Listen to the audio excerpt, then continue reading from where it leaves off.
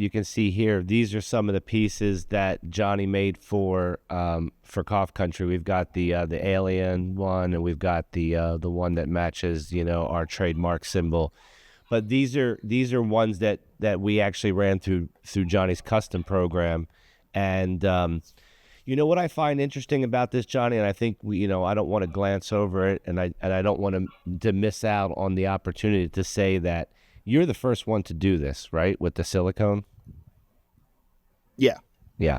So the silicone jar, yes. The silicone jar. And so do you know, like, you see how many copies of these and how many Chinese versions of these? Millions. But and oh, yeah. It's crazy. And it's not only is it crazy, but it's completely unfair. So why don't you, I guess, describe to us a little bit what it was like to come up with a product like this that works so well, and then to have people steal this from you. Like, 'cause I remember walking the show floor with you, and you're going, Jesus Christ, these motherfuckers are stealing my ideas.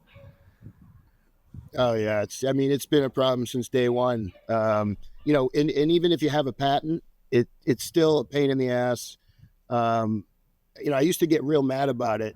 I used to get in fights over it. I'd go to the shows and just have some serious hardcore discussions with some, foreign vendors that, and I've come to learn that a lot of times people don't even know something's patented.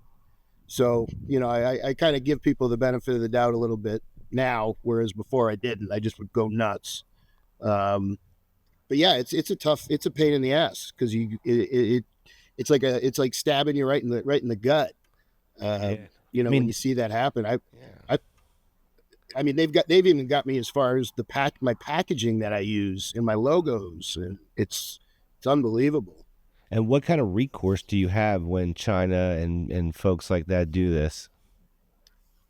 I've gotten a lot better at controlling it now. I patent stuff both in China and here. I still don't think it's worth the money to go through all that, because it still happens. And, one of my early patent attorneys told me a patent is a shield, not a sword.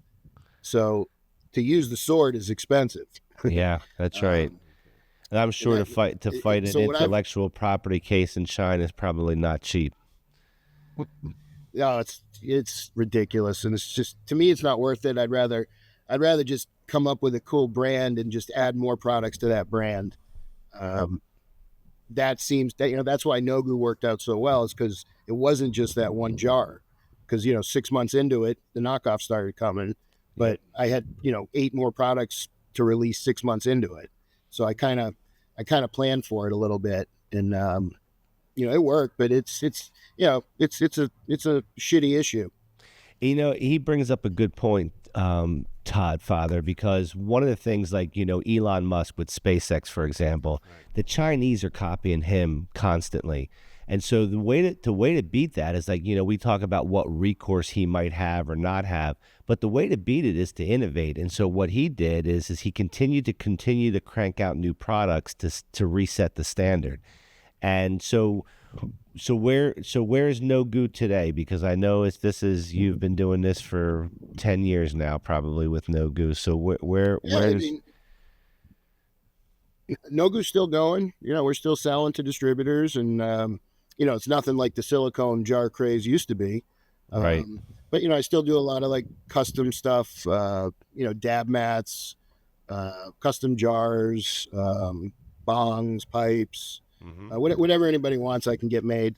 Mm-hmm. So a couple of years after that, I was in Hawaii at my buddy's house, and he had a turtle as, like, a pet, and I put a glass pipe next to the turtle's mouth, and it just, I don't know, I got like I just got zoned in on that for some reason, and that gave me the idea to do the Puff Pals dog toys. So that's how the latest brands come about. So I always wanted a dog too. And you got the dog, but my wife wouldn't let me get a dog. Now I got him. Now you got him. But I had to start a fucking dog toy company to get him. So